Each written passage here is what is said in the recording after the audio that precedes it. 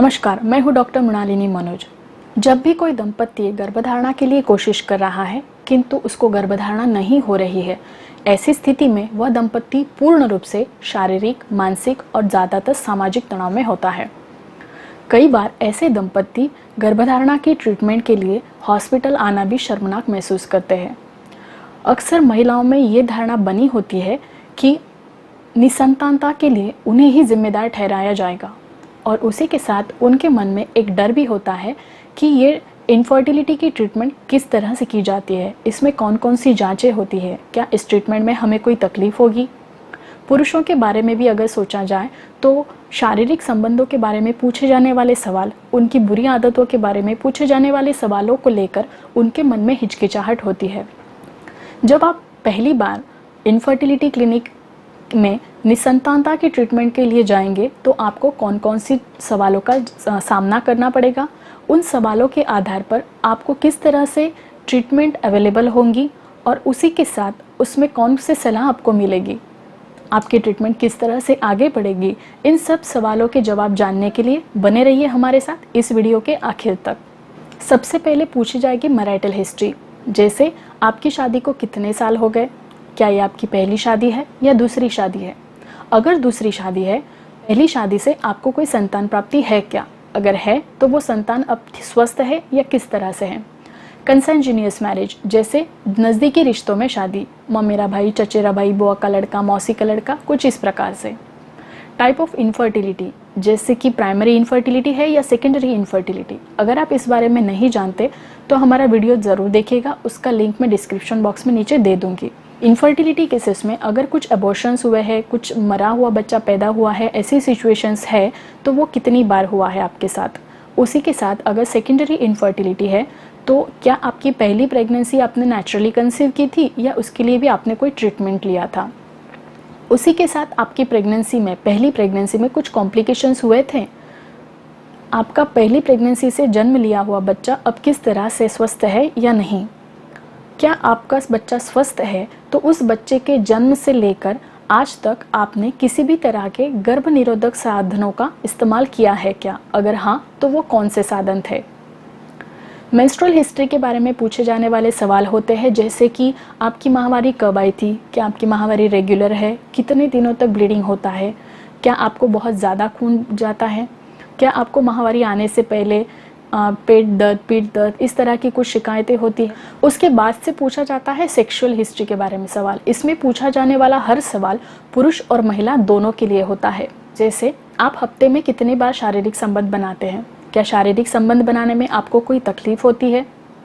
पुरुषों में erection, penetration, ejaculation, इसमें से किसी भी तरह की कोई समस्या अगर है तो उसके बारे में आपको डॉक्टर से चर्चा करनी चाहिए।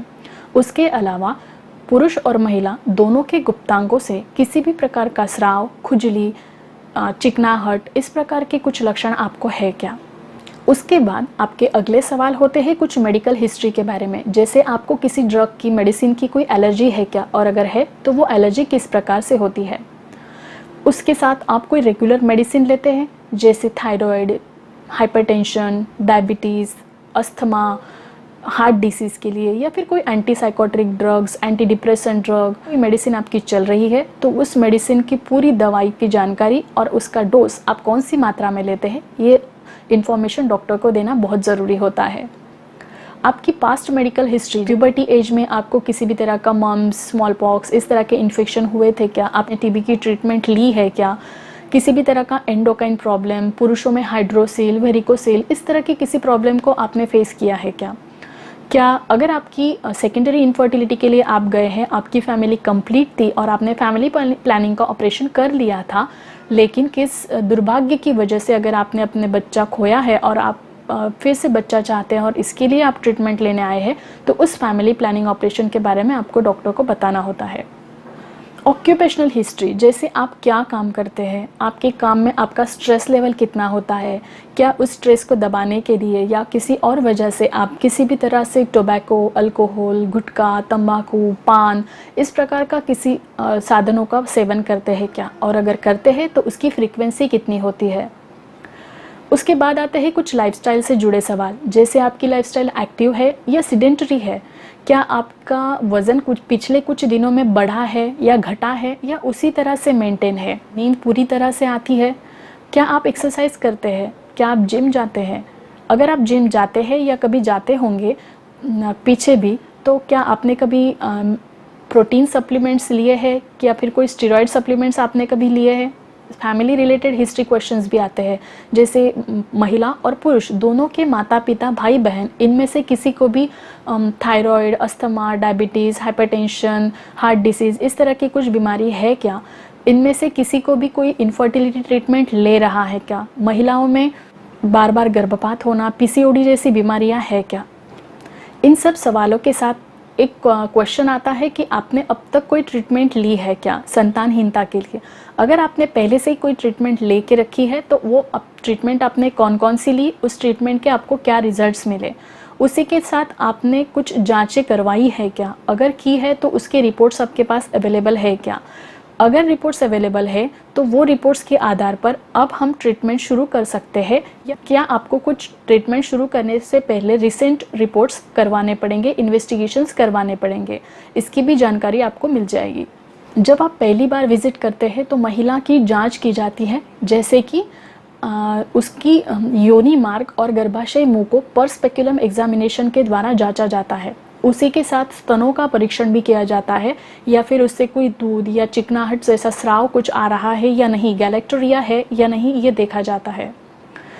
कुछ ब्लड इन्वेस्टिगेशंस करने के लिए कहा जा सकता है। अगर रूटीन ब्लड इन्वेस्टिगेशंस के साथ अगर आपके शादी को 4 या 5 साल हो गए हैं, आप 2-3 सालों से इनफर्टिलिटी ट्रीटमेंट ले रहे हैं, या फिर आपकी उम्र 30 से 35 साल से ज़्यादा हो गई है, तो ऐसी स्थिति में आपको हार्मोनल स्टडी इन्वेस्टिगेशंस करने के लिए भी कहा जा सकता है। पुरुषों में सीमेन एनालिसिस यानी वीर्य की जाँच करने के लिए कहा जा सकता है। महिलाओं में संतानहीनता के ट्रीटमेंट के लिए सबसे पहले बेसलाइन सोनोग्राफी, बेसलाइन स्कैन यानी माहवारी के दूसरे या तीसरे दिन एक सोनोग्राफी की जाती है। इसके बारे में हमारे आने वाले अगले कुछ वीडियोस में आपको इन्फॉर्मेशन ज़रूर मिल जाएगी। सीमेन एनालिसिस में अगर कुछ गड़बड़ी नज़र आती है तो पुरुषों को भी टेस्टिस की सोनोग्राफी यानी स्क्रॉटल डॉपलर स्टडी करने के लिए कहा जा सकता है। कुछ दंपतियों में कैरियोटाइपिंग करने के लिए डॉक्टर्स सलाह देते हैं, मोस्टली ऐसे पेशेंट्स में जिनकी कंसेंजीनियस मैरिज है, या फिर जिनकी बार बार गर्भपात हो रहे हैं, या उनमें पहले से कुछ कंजेनाइटल डिफेक्ट्स के साथ बच्चे ने जन्म लिया हुआ है, या फिर बच्चा मरा हुआ पैदा होता है। ऐसी सब स्थितियों में कैरियोटाइपिंग की टेस्ट करवाना बहुत ज़रूरी हो जाता है। इस तरह से आपसे सब सवाल पूछने के बाद, सब ब्लड इन्वेस्टिगेशंस के बाद, सोनोग्राफी रिपोर्ट्स के आधार पर आपकी जांच की जाती है। उसके आधार पर एक आपकी केस हिस्ट्री तैयार की जाती है। आपके केस में एक्चुअली प्रॉब्लम क्या है, आप निसंतानता किस कारणों की वजह से फेस कर रहे हैं, आपको कौन कौन सी जांचें और करवानी पड़ सकती है, उसी के साथ आपकी समस्याओं का निवारण किस तरह से किया जाएगा, आपको गर्भधारणा के लिए कौन कौन से ट्रीटमेंट के ऑप्शंस अवेलेबल है, इस तरह से डॉक्टर आपको इसके बारे में चर्चा करेंगे। और उसके बाद आपको निर्णय करना है कि आप उसमें से कौन सा ट्रीटमेंट का ऑप्शन चूज़ करते हैं, और वो निर्णय के बाद आप अपना माता पिता बनने की सपने की ओर अपना पहला कदम रखते हैं। अगर इन सब कारणों के बारे में, सवालों के बारे में आपके मन में कोई भी शंका है तो हमें कमेंट सेक्शन में ज़रूर लिखिएगा। आपके सवालों का जवाब हम जल्द से जल्द देंगे। अगर हमारा वीडियो आपको पसंद आया तो हमें लाइक कीजिए और हमारे चैनल को सब्सक्राइब करना ना भूलिए। तब तक के लिए अपना ख्याल रखें, स्वस्थ रहें। नमस्कार।